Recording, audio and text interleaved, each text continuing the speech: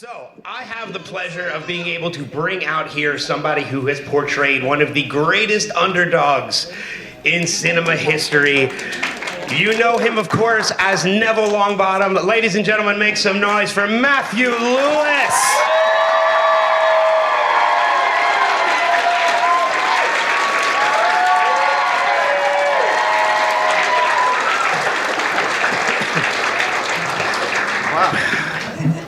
Hello, is this thing on? There we go. Wow, how are you doing? Doing well. I've never had a warm-up act before. How was that? That was cool. That was amazing. So how has this weekend been for you so far? Bloody cold. The building that they warmer here. The building that they have you in is built over. It's an ice rink. Yeah, I'm aware of that. When I first walked in there, I was like, what a cool venue. This is amazing. And then after about 2 hours, I was just like, this is too cool. You need a jacket. This wasn't really designed for keeping me warm, honestly. But it's been warmed by your warm personalities. In all seriousness, everyone's been so great. It's been a really, really charming weekend. It's a new state, Rhode Island. Never been here before. You never really know what to expect when you go to new places.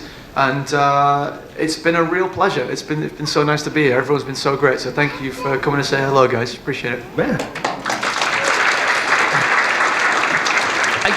I guess it's made a little bit more welcoming too. That who you're next to on the floor. You're next to the one and only John Cleese out there too. Yes. Yeah. Little nearly headless Nick reunion. Yeah. For you as well.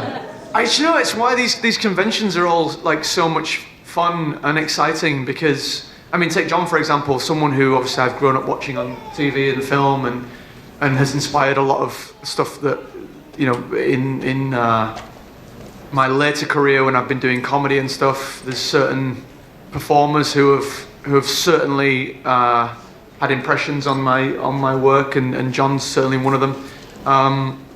But on the first film, I never met him. I mean, all of his stuff was done elsewhere because he was obviously played the ghost and was CGI'd in, and so I never met him. And it's only through doing these conventions that I've actually had the pleasure of meeting John. And like this weekend, he's been next to me on the table, and it's really cool. They afford nice opportunities like that. So you didn't get the opportunity to meet John at all throughout any of the filming? Not at all. No. Literally the first time was like in Orlando, like 2 years ago. Oh, okay. And then now here in Rhode Island. And not only that, I mean, like, I'm a fan of so much of this pop culture stuff as well. I mean, I've always said that if I hadn't been doing the job that I'm doing, I'd be on the other side of the table. I'd be sitting right there not here. I wouldn't be listening to incredibly boring. I'd be listening to someone far more interesting than me. But I would be. Yeah, I would. I love all this kind of stuff. In fact, actually, when I was about 9 years old, I queued up at a comic book store in Leeds, where I'm from, called Forbidden Planet. I don't even know if they still exist. Do they still exist? I went to meet. It was two actors from Star Trek Voyager. It was Ethan Phillips and Robert Duncan McNeil, and I actually found it recently. I still have the signed VHS tape that I queued up to get them to sign. And now since then I've done shows like this with them on this side of the table. But all that is to say that I would be where you guys are, and so. Coming to these shows is a treat for me to meet people like John and all the rest. So I'm showing my nerd Ethan Phillips Neelix. Correct. Okay. Yes. Yeah. And Robert was Tom Paris. Oh, okay, got it. Yes. So, we definitely want to open it up to the audience. So there is a microphone here. If you guys have any questions, please feel free to line up and we'll get to them. And for the first 6 people that ask questions, I actually brought bags of Birdie Bot's every flavor bean that Matthew vehemently declined to do with me in the back. So we'll hand them out to the first people. Before we came out, he was like, I have this idea. And he didn't even ask it. He just bought the bag out. I said, no. No. They are vile. I have never done them before, and now after how badly you denied it and everybody else in the back how bad, I'm like, I will never try them now. So We'll give them to you fine folks.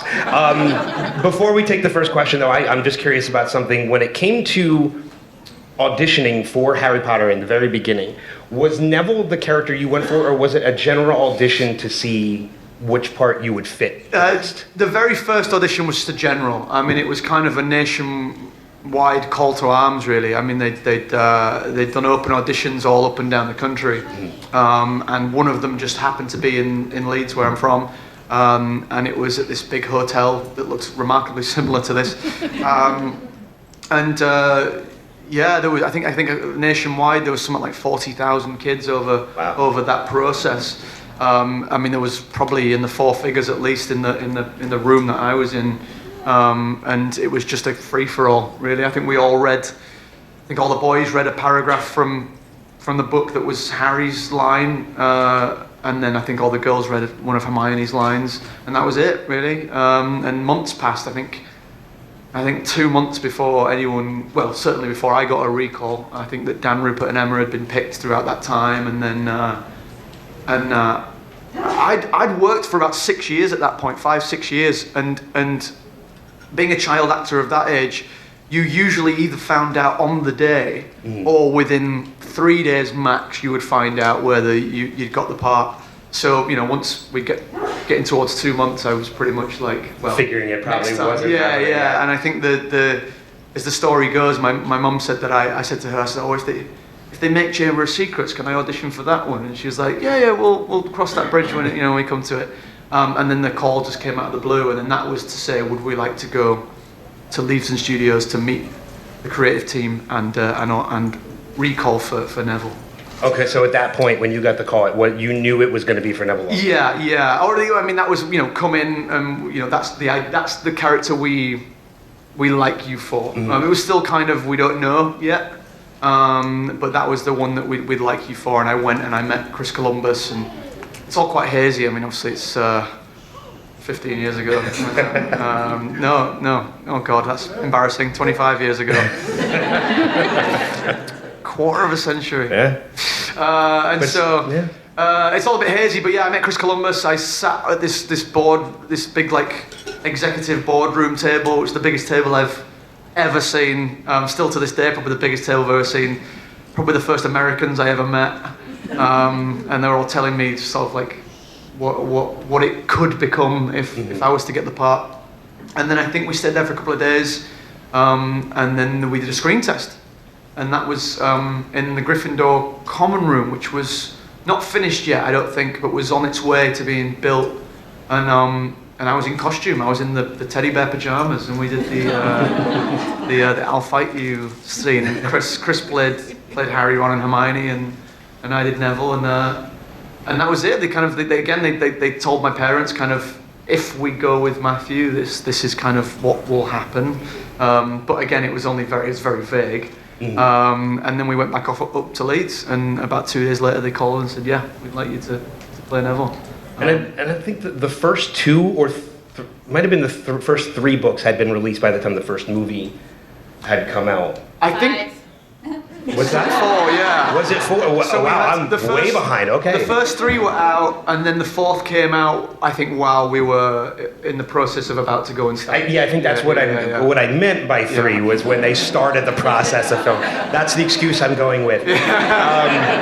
Had you read the books before? Yeah, so I'd picked up, I don't know if you have them here, but like a mobile library that comes to schools. It's like a truck and has, One of them came to my school, and I would have been about 9, 10, and no, I must have been 10, 11.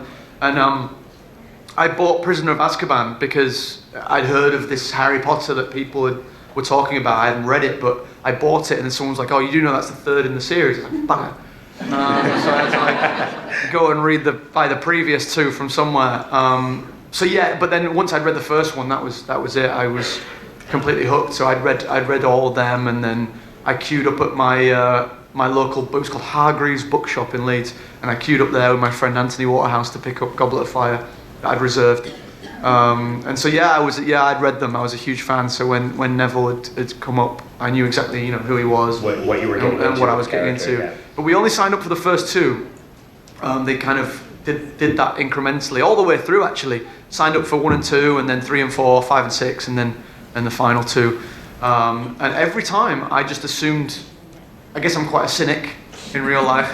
Anyone with half a brain would have been like, well, they're obviously going to. After the first one was as successful as it was obvious they were going to do them all. But I just was. I don't know. I always assume that if you assume the worst, you can always be pleasantly surprised when it doesn't come to pass, and ultimately not disappointed. And so I just assumed that would always be we'd do 1 and 2, and then it'd fade out, and we wouldn't do 3 and 4, but we did. And then we signed up for 5 and 6. But always, I never thought. Not until we finally got on set to shoot the last film did I really think that we'd do all 7/8. Okay. Yeah. All right. If it's all right with you, let's go to some of the audience questions. What's your name and what's your question? Hi, my name's Amanda. I've never moved that fast in my life, so that was terrifying. My question kind of leads into what you were talking about. Is there a scene from the books that you would have liked to have acted out or seen in the films, but they either weren't included or cut? Yeah, absolutely. I mean, it's always difficult because I read them all so long ago and saw the film so long ago. But there's certainly one that I always talk about. I'm a bit like a broken record with it. But the scene with Neville's parents in St. Mungo's Hospital in Order of the Phoenix, just because Neville's a confusing character for some people in terms of certainly as a performer to try and figure out why he is that way, and also why he's able to become what he becomes. By having the books there as a source material for me was so invaluable because I was able to see this is why he refuses to turn to the dark side. This is why no amount of torture or no matter how dark the days look, he's still not going to give. He would rather die. And having seen what happened to his parents, that all makes sense. It explains everything for me as the character, and how ultimately for Neville there was never an option of giving up.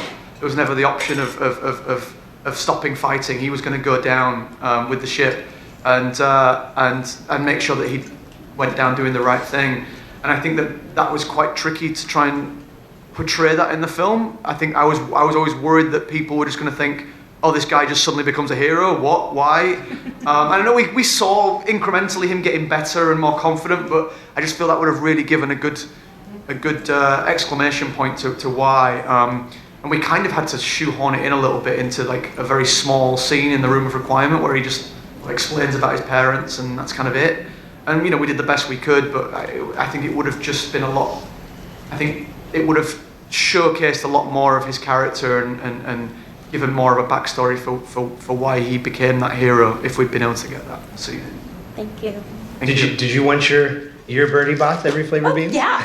I hope I don't get boogers again. What's your name and what's your question? Hi, my name's Becca, and I am a big fan of, of course, Harry Potter, but also All Things Great and Small. Oh, wow. I enjoyed seeing you that. So if anyone hasn't seen it, it's on PBS. And one of the things I did enjoy seeing was after you guys were done shooting Harry Potter, how so many of the child actors on those movies were able to successfully transition into being adults in the acting world and not having a lot of the crazy stories that you have seen in the past, which is a I don't know if that's just you guys or the environments that you were in, but can you talk about your transition? We're very good at hiding all of those stories. So our PR machines have worked overdrive for the last 10 years. It was tricky. Yeah, absolutely. I mean, we finished. I was 21 when the films finished, and it had just been a constant, for 10 years. And as I mentioned earlier, that I'd worked prior to it, but I mean the world of being a child actor of that age, it's very different. I mean, it's ultimately if you can remember your words and behave and shut up when you're told to shut up, then usually you're probably going to get the job. And then as you get older, obviously that market becomes much bigger, and you have to be good. And there was, absolutely a lot of trepidation about whether, I can't speak for anyone else, but about whether I was going to be able to hack it in that larger pool. although that said, I was very excited about the prospect. I have quite a short attention span, and so it's probably why I've never chosen a real career, because the idea of doing the same thing frightens me a little bit. And so the idea of being an actor where I can play all different roles and have many different careers. And so 10 years in Harry Potter, I was ready to do something else, and also was not keen to do anything that was going to lead to multiple series and whatever. I wanted to do was very varied and different things. So I was, as much as there was a degree of trepidation and anxiety, I was also very excited about what was about to come next. It's the first time in my whole life, really, I had no idea what was coming next, and that was exciting. But that said, I wasn't prepared at all. When you're on a big film like that, and have been for so many years, you're very well taken care of, and it's a big machine, and one in which you can hide yourself in quite easily. You can do 100 takes and make sure they get the best one, and they can cut around anything that was terrible, and you can hide behind other incredible actors. And so I don't want to say that we didn't work hard, it was just that we certainly were able to coast a little bit at certain times, which became quickly apparent once we finished that that's not actually how the industry works at all. And it all came about really for me, I kind of really came down to earth, was Alan Rickman had, and I tell this story a few times, but on the last film I'd been to just knock on his trailer. I'd been terrified of Alan for most of the films. Which in hindsight is a real regret, because he was so wonderful, and not approachable as Snape, but offset, very approachable and very friendly. I just didn't have I just was so scared of him that I didn't ever do it.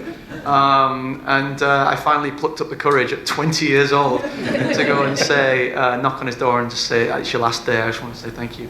And he invited me in, put the kettle on, made a cup of tea, and he told me to do, well, he talked about Rhode. I think he was on the board at Rhode, and he asked if I wanted to go there, and I wasn't really interested in drama school, and so I think he probably saw my face immediately and was like, well, you could do theatre instead.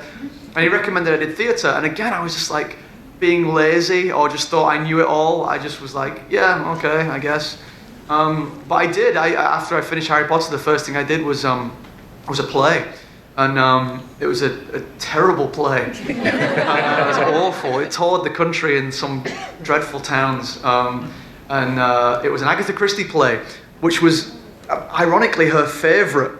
It was terrible, and it was called The Verdict, and I only had a real kind of small role in it, but I was bad in it as well, which is the crucial thing. I mean, it's fine doing bad things as long as you're not bad in it, but it was bad, and I was bad. And terrible reviews, awful, really cruel. I think there's something about like national press. I guess the national press tend to be a bit kinder for some reason. They've got a larger viewership, readership.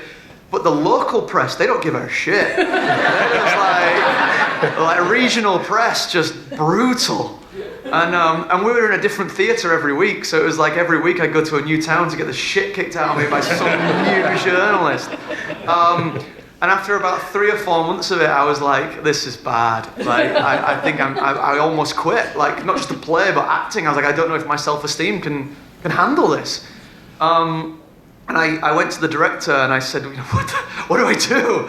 And he was kind of like, as if like he'd been waiting for this for 4 months, as if like he knew that they was going to come, and he kind of was like, took me under his wing, and he really, he gave me kind of remedial rehearsals that, put me through my paces, and I suddenly was ready to pull my socks up. And the other actors did the same thing, they really helped me out, and by the end of the run, the last 2 months, the reviews completely flipped, like 180, and I got some really nice reviews towards the end of it. And since then, I've been on the West End, done a couple of plays on the West End that have all been really well reviewed and gone down well.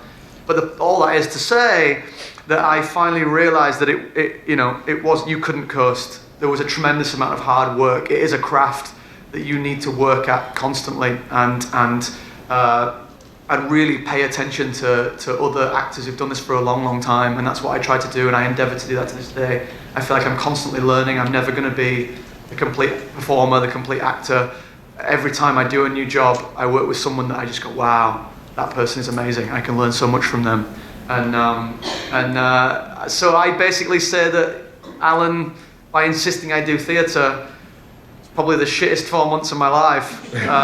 But really, I would not be still doing this all these years later if it had not been for that. It was trial by fire, but it really opened my eyes to this industry, and I'm thrilled I did it. So yes, it was tough, but we made it, I guess. Thank you. Thank you. You want to come up? Excuse me for my language, it's terrible. I know there's young children in here. What's your name and what's your question? So I'm Veronica, Hello. and I was wondering what your favorite aspect of the character was, either in the books or something you brought to the character. Well, I don't think I really brought anything. I think that it was all there on the page. Honestly, that was the gift that we had. That the source material was so rich, and that we had it all there to fall back on, which is not really what I've had very much of since. And it's a real treat to have that there. It's kind of like a cheat code, really. Neville's greatest attributes, I think, are his. I mean, it's quite obvious, really. It's nothing that's going to blow you away, but just his courage. And I say that because I guess the idea of courage, the true meaning of it is not to be fearless. It's to be absolutely terrified, but doing it anyway. And that's what Neville had in droves. I mean, he was always afraid. He was afraid of his own shadow, but it still didn't stop him from doing ultimately the right thing. Doing the right thing's easy if it's easy, it's the easiest thing. Doing the right thing when it's hard, that's when it's tough. And Neville always did that and came through at the end. So I think that courage and that commitment to what is right and just, and to his friends, and that loyalty is what I admire the most in him. I wish I had that. I hope if the time ever comes I will, but it's who knows. Thank you. Thanks. What's your name and what's your question?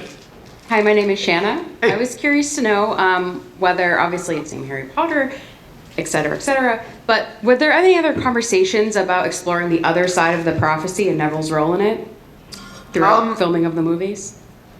I mean, we certainly alluded to it privately, like David Yates, our director, would discuss it. It was a thing that we were all aware of. And obviously it's sort of vaguely touched on, isn't it, in the film? I don't think they go too much into it. So yes, it was something that we talked about and were aware of, but I don't know, I guess things have to be streamlined, and I guess we didn't want to confuse maybe audiences that hadn't read the book, and it might have just got a bit confusing with all these different prophecies and who's the chosen one and all this kind of business.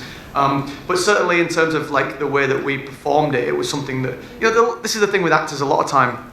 You have all this wealth of backstory, all these thoughts going through your head, none of which, not all, but many of which don't actually ever see the light of day. No one at home in the audience gets to really hear of them or see them, but they help you. They impress, they help you create characters. And so yeah, it's a thing that we all discussed and that we all knew about and we all played, but we just didn't necessarily manage to get it in the script. I think that was just for an ease of confusion and time, honestly. I mean, obviously trying to take those big books and whittle them down into the couple of hour films. I mean, I think the first movie, I think we shot, I think they actually cut together like a 4-hour film, and then had to then whittle that down into 2 hours and 40 or whatever it ended up being. And that's probably just about the same with all of them. There is probably extended cuts somewhere in a vault in Burbank somewhere, because we did shoot an awful lot of stuff that never made it. But again, that's the nature of adaptations, unfortunately. But to answer your question in a roundabout way, was that yes, that was something that we were aware of, we just didn't manage to quite put it in. I would watch the 4 hours. I've sat through like the 11 hours of the Lord of the Rings. Oh gosh, yeah. One, so I mean, I've done it so many times. I would definitely do it for Harry Potter as well. Yeah, when I broke my leg about 3 or 4 years ago, and then that was the first thing I did, was just lay on the sofa feeling sorry for myself. Binge out like all a three gallon of of the Lord of the Rings. margarita and Lord of the Rings. That doesn't sound bad. It was pretty good, actually. I should break my leg more often. Hi, what's your name and what's your question? Hi, I'm Adriana, and my question is more about you personally. Oh, God. So Neville goes through this huge transformation and character arc where he finds himself and finds courage, as you eloquently put it. But have you experienced that in your life? And if you have, would you share that with the audience? Well, I mean, absolutely. In terms of my whole period, really, over the filming of Harry Potter, it's hard to quite describe it in true detail. But as Neville grew and evolved, I mean, I guess it's the stages a lot of people go through a similar kind of thing as you mature and get more confident in yourself and in who you are. But yeah, as Neville grew and evolved and became more prominent, then naturally I ended up doing more of the press circuits and doing the premieres and whatnot. And what comes with that is that you have to just gain more confidence and more courage in your own convictions and in yourself. And so yeah, we went through a very similar evolution, if you like, or transition, because like when I was cast as Neville, and I have to impress this, I wasn't cast because I was a good actor. It was because I was him. Like, I was shy, I was very, very quiet and very forgetful and clumsy, and I was just all the things that he was. And yeah, we just kind of grew up together, and we took that journey together. It was very fortuitous, really, on that front. And then, as I alluded to with that play, I mean, there's really it's hard to describe. I mean, for example, I started doing these kind of annual things, conventions, when I was like 14, like 2003 or 4 was the first ones I did. And I'd be in a room like this, and I think that I would just be like, yep, nope. Yeah, I just like yes or no answers, and then you slowly get more confident in yourself, and you guys all laugh at the right times, which helps. And so yeah, you get a little, and that just comes with the territory, really. But yeah, so certainly, absolutely, I certainly went through a very, very similar story to Neville. I mean, I've never had to like kill any snakes or fight any battles or anything. But certainly the play. I mean, being out on stage, there is nowhere to hide. You are exposed and vulnerable, and particularly as a performer, I mean, to go somewhere and say, hey, here's a thing that I've created for you, please enjoy it, and for them to go, no, it sucks. It's really quite hard. It's difficult. It's horrible. But you, yeah, if you want to grow up and get a thick skin, that's one way to do it, for sure. Ironically, I can do that. You know, I can, since then, like, I've developed tools and kind of an approach, and I have like a toolkit, I suppose, to when I approach a character that I've kind of created myself, and when I approach a project or whatever, and I feel much more confident than going and performing in that character. But performing as myself is much more frightening. I mean, I was in a band briefly when I was about 19, 20, and I hated it. I mean, most people think, oh, it must be amazing being up on stage and playing guitar, and I was like, I never enjoyed a single show that we played. From the day I woke up that morning knowing we were going on stage that night, until the second I got off stage and had a beer, I was just in torture, hated it, awful. Second I came off stage, thank God for that, it's over. Yeah, so playing characters is fine now, but being myself is less fun. I think that's why most of us cosplay. Yes. Well, yeah, it's true. It's completely accurate. And again, why I'd be sitting out there if I was not doing this over here. It's to say, if you ever meet like stand-up comedians, God, they're miserable in real life. Yeah. You know, they go on stage and they tell jokes, and everyone thinks, oh, these must be the most fun people to be around. But it's all a performance. Yeah. And it's what a lot of us do, really. Yeah, and that's easy to do. Being yourself's a little bit harder. Thank you so much. Thank you. There we go. I'm actually brave enough to eat these. There we go. Yes. I'll pick some up later. What's your name and what's your question? Hey, my name's Mark, and first I just wanted to say thanks for actually just being part of one of the movies that just got me through all the darkest times of my childhood, and we basically grew up together. Thanks, man. But then my question actually comes from if they ask you to do part of the new show, would you reprise some kind of role for it? It's a good question. I've been asked it a few times now since they've announced this thing, and really, I don't know. I mean, I'd be honoured to be asked. It'd be very nice to be. It's always nice to be wanted, isn't it? It'd be nice to be asked. But would I is a different question. It would depend in what context, obviously. The scope of it, like would it, whether it's play it'd be difficult to. It would be difficult to play someone whom we'd already seen. I'd already sort of said, I'd love to have played like Professor Lupin or something, but David Thewlis's performance is so wonderful, and I don't know how I'd feel about stepping into those shoes.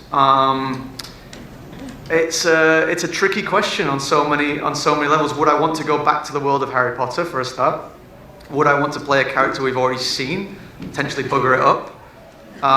Would I feel comfortable playing a character that's been played by someone I know personally? There's all kinds of things that I'd have to consider. And is it any good as well? I mean, that question hangs over it. I mean, I don't think they'd be doing it if it wasn't.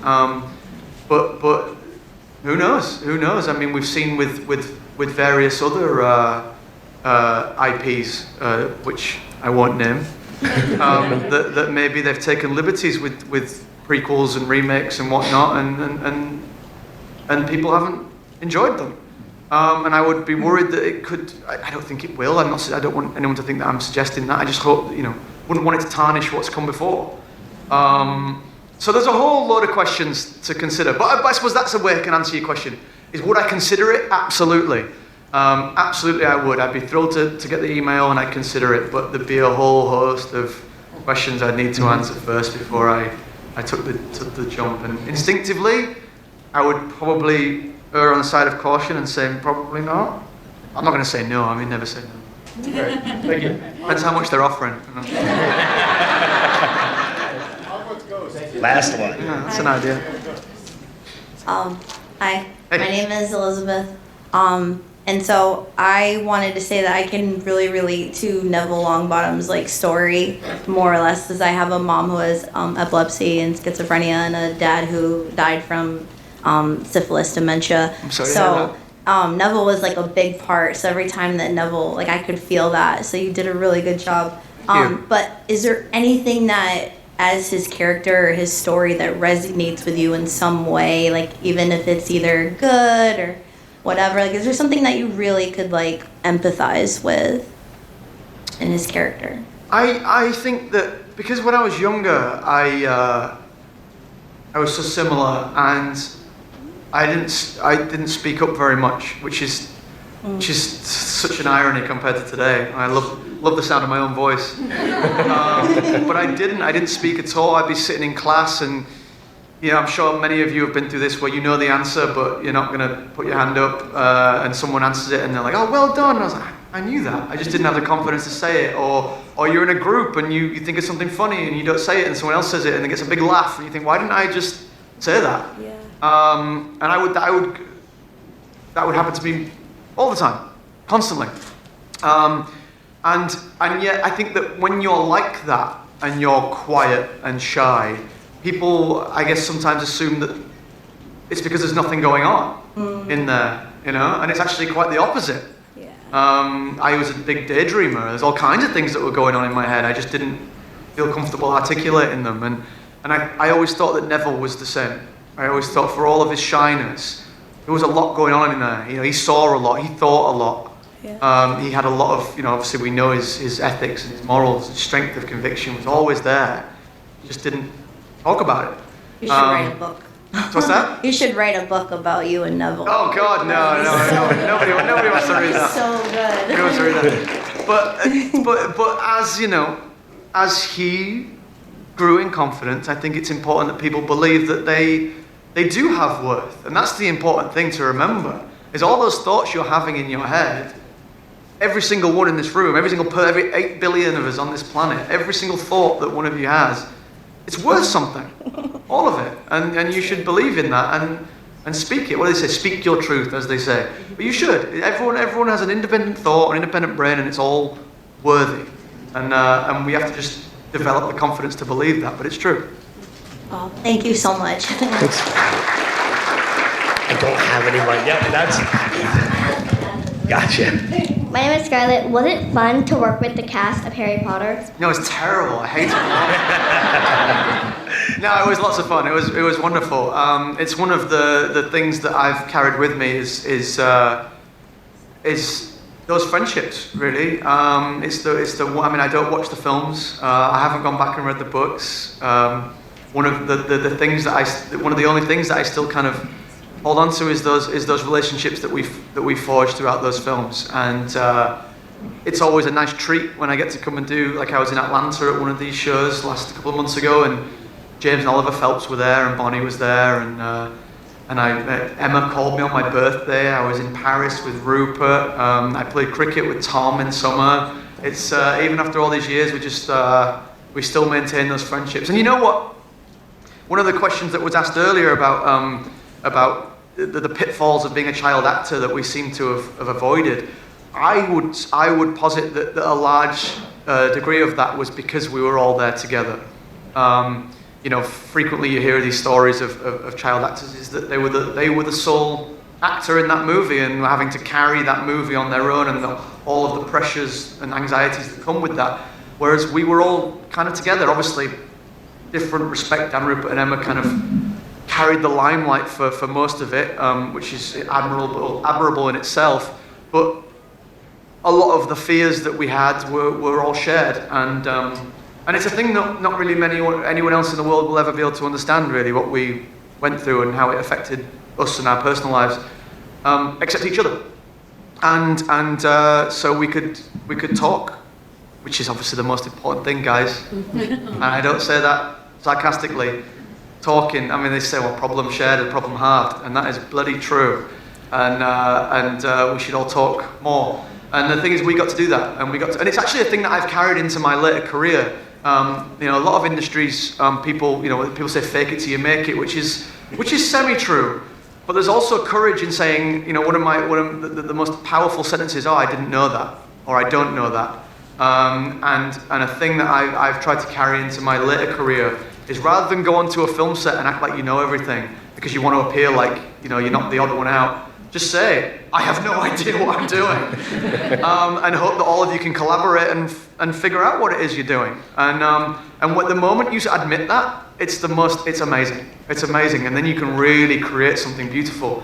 And, I did a play a couple of years ago with an actress called Neve Cusack, who, if you don't know her, she's going to be Dame Neve Cusack one day. She's the most incredible theatre performer. She's been doing it decades before I was born, and she's amazing. And I remember, I hope she doesn't mind me saying this, I remember we were in rehearsals and she was getting noted by the director all the time. She had pages and pages of notes, and I remember she started to panic. She was like, I don't know what he wants from me. He keeps noting me. I said, Neve, he notes you because he knows how good you are and that he can get more from you. He doesn't give me anything. He's like, I'm a lost cause. But he's still noting you. But it was so incredible to see someone who I respected and admired to have. I was like, oh my God, we're all trying to figure this out. Even at her age and her length of career and her accolades, she's still trying to figure this out. And it's so important to just admit that. And then, only then can you actually try and figure it out. So that wasn't your question, but there you go. But to answer your question, yes, it was lots of fun.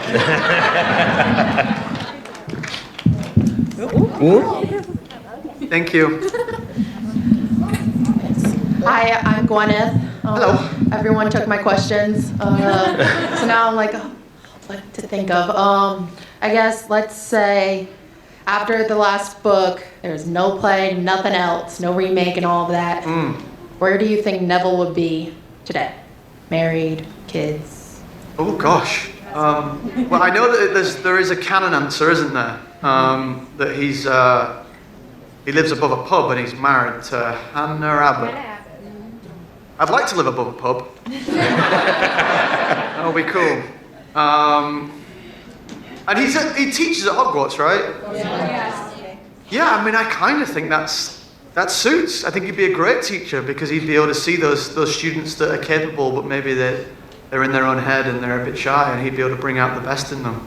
He'd be uniquely placed for that role. So I think that suits, absolutely. And I like the idea that he likes a butterbeer after work. So yeah, no, I was happy with that answer, that canon answer. Yeah. What did you think? What do you think it would be? at. Same? Yeah, good. Because I think that he himself, he could connect to those kids who were not out there. Sure. And Sure, that's and a great part of being a teacher. And also, ultimately, potentially, which is why I quite enjoyed Lupin, was that Lupin kind of was able. He was the only one really that was able to adopt that father figure for both Harry until Sirius came along, but and for Neville as well. And I think Neville would be for those kids that maybe did lose their parents during the war or whatnot. He would be able to fulfill that role, as many good teachers do in real life, you know. And I think he would be able to, pay it forward onto those kids, and that would be, I think that's perfect for him. I don't have the patience for it, but he does. Okay. Thank you. Thanks. All right, we have about 5 minutes left, but let's see if we can try and get through the rest of them. All right. Yep. Hi, I'm Angela. It's nice to meet you. Hello. Fun question. So you talk about being on this side of the mic. What celebrity meetup or introduction made you geek out the most? Whether it was on set or at a con or whatever. Well, like.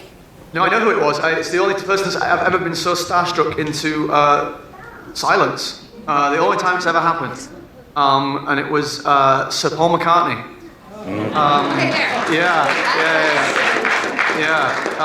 I went to go. It was so bizarre. It was my birthday, actually, 27th of June, 2010.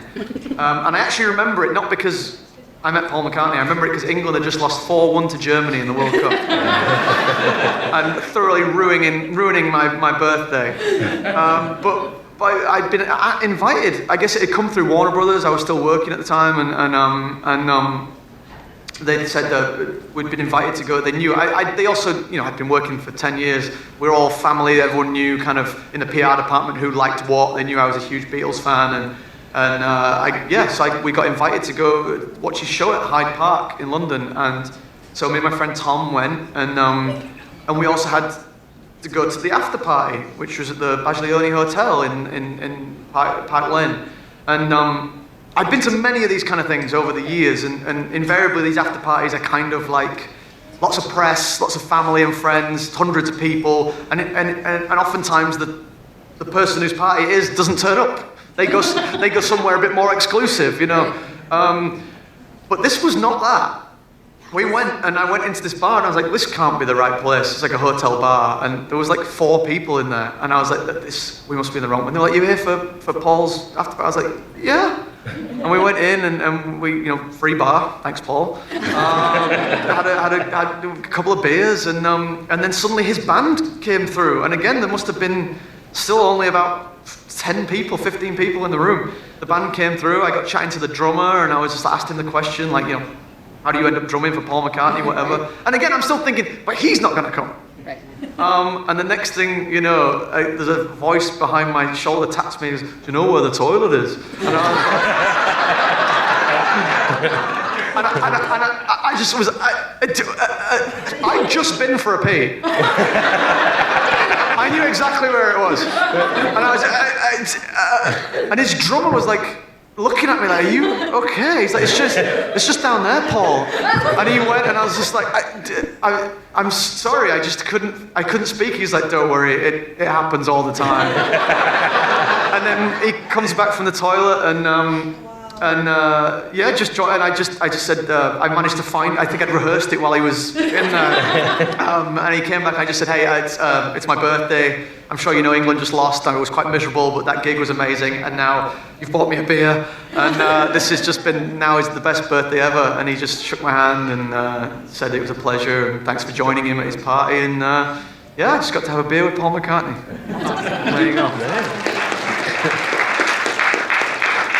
Yes, this is a question regarding the future of the Harry Potter franchise. I have no idea. My question is even though all the Harry Potter movies are now done, considering all the books that were made after that, do you know if they have any plans to continue it? And if you did, would you return for As I say, I have no idea. People think that I'm lying. I have no idea. No one has spoken to me. I am not part of the circles that would discuss it anymore. I think Tom actually knows. Ask Tom Felton next time you see it. I think he does know. No, I don't. I genuinely don't have any clue whatsoever about any of it. All I know is what was announced. I think HBO are doing the new series, reboot. That's it. I just, the same question as I answered earlier, I would be very honoured to be asked, and I would certainly consider it, but honestly, I'm not sure whether I would want to. Probably not, but who knows? Okay. And again, depends how much they're offering. Oh, thank you for your time. I know they've got money, so... All right, we'll try and speed through these last two so we can get through everybody. This is a real quick question. My name is Scott. There's a video going around of Michael and Alan, God rest them, playing a prank on Daniel. Yes. Were there any other pranks that they did on set? There's been quite a few over the years. I remember that if anyone's unaware of what that is, it was a fart machine had been placed on set, and it was a scene when we were all trying to sleep in the Great Hall in Prison of Azkaban, and Michael and Alan are coming through and having this kind of heated, whispered conversation, and all you could hear was just like very funny. I remember Dan changed Robbie Coltrane's phone to Turkish, of which neither Dan nor Robbie speaks, as far as I'm aware. And it was the old Nokia phones, and no one had a clue how to turn it back. Robbie was fuming. It was brilliant. There's been a few over the years. In fact, I tell you, it's not out yet, but David Holmes, who was one of our stuntmen, well, he'd done stunts for all of us, actually, but was kind of Harry's stuntman. Was very sadly paralysed on Harry Potter Deathly Hallows Part 1, I believe. He's got an autobiography coming out, and I've just read it. And if you want to know about pranks and shenanigans, pick that up later on this month. It's called The Boy Who Lived, and yeah, he's full of them. Some of them I didn't even know about. I guess I was younger at the time, and all this stuff was going on. But if you want to know pranks and yeah, shenanigans is the best word I can come up with.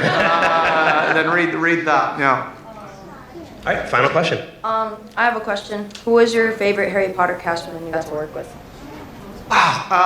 It's obviously difficult to kind of just nip one out of the bunch. I mean, and also all of them for so many different reasons. Obviously, I talked about Alan and how he changed the trajectory of my career and life, I guess. I always admired Dan's work ethic, his ability to, being a lead actor. It's different. It's tough. It's hard. There's a lot of things that come with that, particularly obviously on a multi-billion-dollar franchise. It's a lot, and he carried that, and he carried that with maturity way beyond his years. I mean, he's younger than me, little pipsqueak, but you wouldn't think it to talk to him because he's incredibly wise soul and hard worker and just a genuinely nice person. But I mean, so was everyone. My actual best friend was Alfie Enoch, who played Dean Thomas. I know he's obviously hugely famous now, incredibly handsome, makes me sick. And he's doing, what's he in Foundation at the minute? He's in How to Get Away. What is it? Yeah, that one. Yeah, and God, he's in so much stuff. But no, he's amazing, and I love him. And through these conventions, I've been able to catch up with Alfie quite a bit over the last few years, and it's just such a treat. He's absolutely far and away my best friend. I hope that you get to meet him at a convention one day because he's amazing. And he was, if I had to pick one, be Alfie. There you go. Thank you for your time. Cheers, guys. Well, this has been a lot of fun. Thank you for spending time with me. Thank you for spending time with all these great people. Ladies and gentlemen, how about one more round of applause for Matthew Lewis? Thank you so much, everyone. It's an absolute pleasure. Thank you.